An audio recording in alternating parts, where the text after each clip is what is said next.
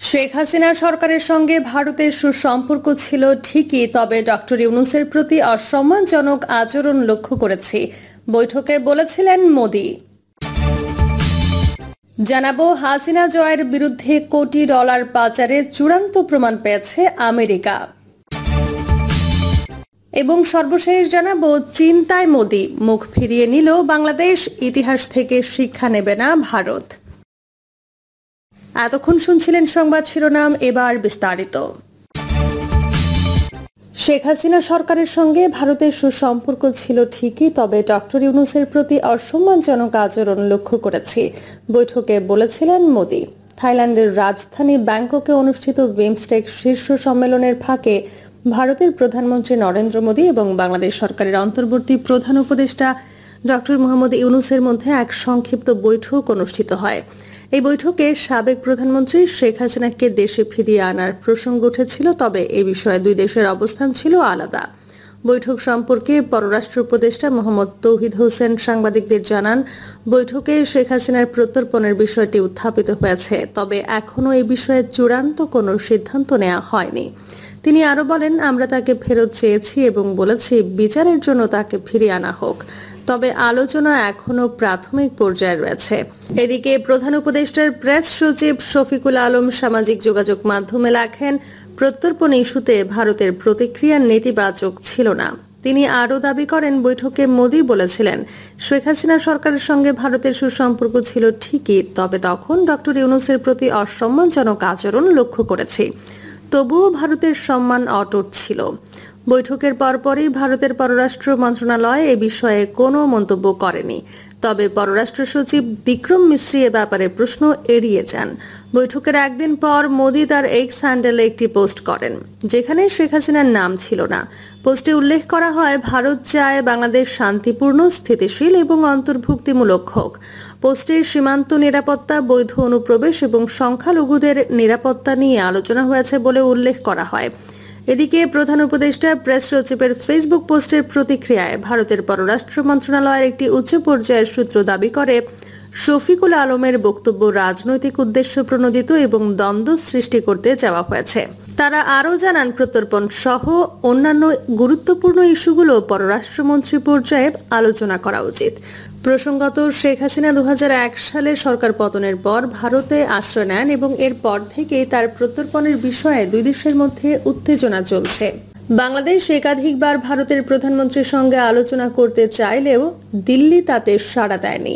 এবার বিমস্টেক সম্মেলনে সাইডলাইনে অনুষ্ঠিত সংক্ষিপ্ত বৈঠকে এই বিষয়টি উঠে আসে, যা দুই দেশের বিবৃতিতে দ্বিমত সৃষ্টি করেছে।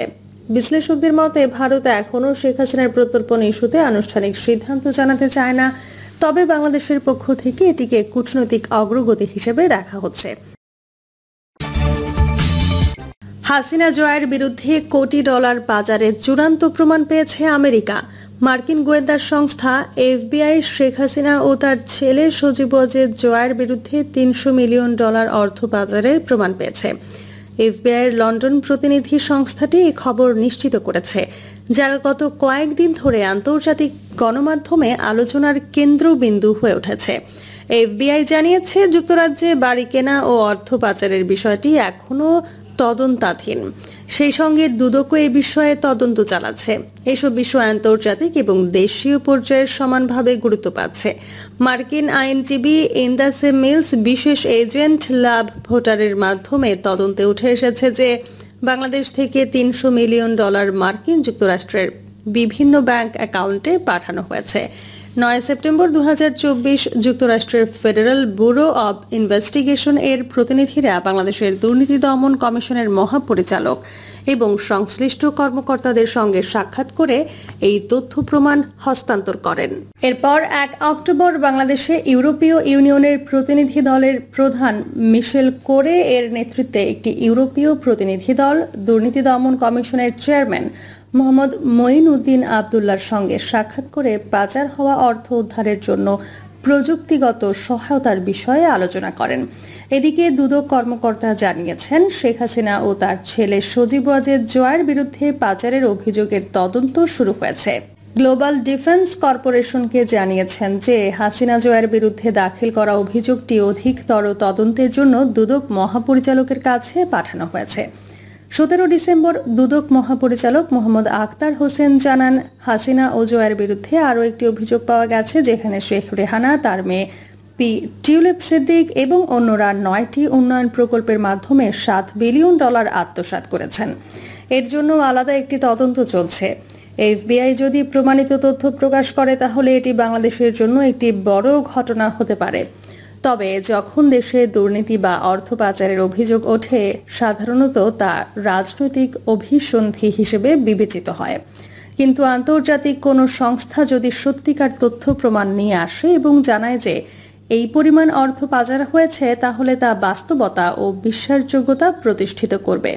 এটি আওয়ামী লীগ এবং শেখ হাসিনা ও তার পরিবারের জন্য আরও বড় ক্ষতির কারণ হতে পারে, এমন ধারণা করছেন অনেক বিশ্লেষক। চিন্তায় মোদি, মুখ ফিরিয়ে নিল বাংলাদেশ, ইতিহাস থেকে শিক্ষা নেবে না ভারত। ভারত সরকারের প্রশ্রয়ে দিল্লিতে পালিয়ে থেকে শেখ হাসিনার দেশ বিরোধী কার্যকলাপ এবং ভারতীয় মিডিয়ার তীব্র বাংলাদেশ ও ইসলাম বিদ্বেষ প্রসঙ্গে আমার এই মন্তব্য প্রতিবেদনটি লিখেছিলাম। আর আজ লিখছি গত সপ্তাহে ব্যাংককে ডক্টর ইউনূসের সঙ্গে নরেন্দ্র মোদীর 40 মিনিটের দ্বিপক্ষীয় সাক্ষাৎ নিয়ে। মহান জুলাই বিপ্লবের পর 7 মাসেরও বেশি সময় অতিক্রান্ত হলেও ভারতের প্রধানমন্ত্রী আমাদের প্রধান উপদেষ্টার সঙ্গে কোনো দ্বিপক্ষীয় বৈঠকে বসা তো দূরের কথা, আন্তর্জাতিক সভা, সেমিনারে, সৌজন্যমূলক ফটো সেশন, হাত মেলানো প্রভৃতি বিষয়েও সম্মত হচ্ছিলেন না।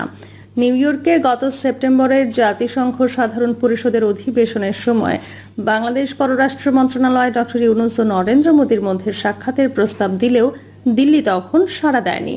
অবশেষে ব্যাংককে বাংলাদেশের উদ্যোগে মোদী দেখা দিয়েছেন। গত কয়েকদিনে এই বিলম্বিত সাক্ষাৎ নিয়ে দেশি ও বিদেশি মিডিয়ায় প্রচুর লেখালেখি হয়েছে। আমি অবশ্য আমার বুধবারের নিয়মিত কলামের জন্য অপেক্ষা করছিলাম। বাংলাদেশ, এবার আসি বাংলাদেশে। মহান জুলাই বিপ্লবের স্মৃতি এখনও এদেশের জনগণকে অনুপ্রাণিত করে চলেছে। এক দেশপ্রেম বিবর্জিত দালাল, গণবিচ্ছিন্ন ফ্যাসিবাদী শাসক গোষ্ঠীকে বাংলাদেশের রাষ্ট্র ক্ষমতায় অনন্তকাল বসিয়ে রেখে বাংলাদেশে হেজেমনিক কন্ট্রোল প্রতিষ্ঠার যে স্বপ্ন দিল্লির শাসক শ্রেণী দেখেছিল, তাকে আমাদের অসীম সাহসী তরুণরা ভেঙে দিয়েছে। বর্তমান শতাব্দীতে ভারতের সবচেয়ে বড় ভূ রাজনৈতিক বিপর্যয় ঘটেছে 36 দিনের বিস্ময়কর এই বর্ষা বিপ্লবে। বর্তমানে দক্ষিণ এশিয়ায় ভারতের অবস্থা অনেকটা এলাকার আধিপত্য নিয়ে তরুণ সিংহের সঙ্গে যুদ্ধে পরাজিত সেই বৃদ্ধ আহত সিংহের মতো, যে শুধু অক্ষম ক্রোধে ক্ষতস্থান থেকে বেয়ে পড়া নিজের রক্ত চাটতে পারে। ভারতের রাজনৈতিক নেতৃত্বের এই আগ্রাসী আচরণের জন্য দেশটির মিডিয়া ও বুদ্ধিজীবীরা বহুলাংশে দায়ী। ভারত তর্কাতীতভাবে দক্ষিণ এশিয়ার সর্ববৃহৎ এবং সবচেয়ে শক্তিশালী অর্থনৈতিক ও সামরিক রাষ্ট্র হলেও দেশটির পরাশক্তি হয়ে উঠতে এখনও দীর্ঘ পথ পাড়ি দিতে হবে। মুশকিল হলো, ভারতীয় মিডিয়া ও বুদ্ধিজীবীদের এক বিশাল সংখ্যাগরিষ্ঠ অংশ মনে করে শক্তিমত্তায় তারা চীনকে ছাড়িয়ে এখন মার্কিন যুক্তরাষ্ট্রকে প্রায় ধরে ফেলেছে। এই ভ্রান্ত প্রচারণা দেশটির অতি জাতীয়তাবাদী হিন্দু জনগোষ্ঠী ও সরকারকে এক প্রকার মোহাচ্ছন্ন করে ফেলেছে। তারা দৃঢ়ভাবে বিশ্বাস করে ওয়াশিংটন যেভাবে তার ইচ্ছার সমস্ত পৃথিবীর ওপর চাপিয়ে দেয়, একইভাবে ভারত অন্তত দক্ষিণ এশিয়াকে তার ইচ্ছামতো পরিচালনা করার জন্মগত অধিকার রাখে। মাসখানেক আগে ঢাকায় পশ্চিমা দেশগুলোর কূটনীতিকদের সঙ্গে এক আলাপচারিতায় ভারতীয় রাজনীতিবিদদের মনস্তত্ত্ব সম্পর্কে আমার উপরোক্ত ব্যাখ্যা দিলে তারা বেশ চমৎকৃত হয়ে উঠেছিলেন। ভারতের পররাষ্ট্র ও নিরাপত্তা ডক্ট্রিন সম্পর্কে আমার বিশ্লেষণ সঠিক হলে ডক্টর ইউনূস ও নরেন্দ্র মোদীর ব্যাংকক বৈঠক নিয়ে অতি আশাবাদী হওয়ার কোনো কারণ নেই। ঢাকার এক ভারতপন্থী সুশীল ইংরেজি দৈনিক সেই বৈঠক নিয়ে উল্লসিত হয়ে বেশ ইতিবাচক শিরোনাম দিয়ে খবর ছেপেছে। আমি পত্রিকাটির চরিত্র জানি বলে একেবারেই অবাক হইনি। শুধু পাঠকদের সতর্ক করেছে, ব্যাংকক বৈঠকের ফলে দিল্লি ডিপ স্টেটের বাংলাদেশ নীতিতে কোনো পরিবর্তন হবে বলে আমি মনে করি না। গত 7 মাসে ভারতের সব কার্ড ব্যর্থ হওয়ার প্রেক্ষাপটে তারা আবার বহুল ব্যবহৃত ইসলামিস্ট প্রচারণায় ফিরে গেছে। বাংলাদেশে ইসলামিস্ট পুনর্জাগরণের বায়বীয় অভিযোগ সংবলিত নিউ ইয়র্ক টাইমসের সাম্প্রতিক নিবন্ধ ভারতের পুরনো খেলার পুনরাবৃত্তি মাত্র। তবে আমি একাধিকবার লিখেছি, আমাদের অতি ইসলামিস্ট হটকারিতা অবশ্যই পরিহার করতে হবে। বাংলাদেশের বর্তমান সরকারকে বিব্রত এবং দেশে অস্থিরতা সৃষ্টির জন্য দাড়ি টুপির ছদ্মবেশধারী বিদেশি শক্তি ও ফ্যাসিবাদের এজেন্টদের কাজকারবারের দিকে নজর রেখে তাদের দ্রুত চিহ্নিত করা আমাদের সবার দায়িত্ব। 1947 সাল পরবর্তী দক্ষিণ এশিয়ার ইতিহাস পর্যালোচনায় দেখা যাচ্ছে, ভারতের আগ্রাসী পররাষ্ট্রনীতির বিরুদ্ধে এই অঞ্চলের প্রতিটি দেশে বিভিন্ন সময়ে স্বতঃস্ফূর্ত গণপ্রতিরোধ গড়ে উঠলেও এবং সেসব প্রতিরোধের মুখে ভারতকে পিছু হটতে হলেও দিল্লির নীতি নির্ধারকরা যেন কিছুতেই ইতিহাস থেকে শিক্ষা গ্রহণ না করার পণ করে বসে আছেন। আমার মনে পড়ছে 2010 সাল নাগাদ এক ভারতীয় জেনারেল বাংলাদেশকে আর কখনো দিল্লির রাডারের বাইরে না যেতে দেওয়ার দমভক্তি করেছিলেন। প্রিয় দর্শক, এই ছিল এখনকার সর্বশেষ সংবাদ। আপডেট সব সংবাদ পেতে চ্যানেলটি সাবস্ক্রাইব করে বেল আইকনটি ক্লিক করে রাখুন।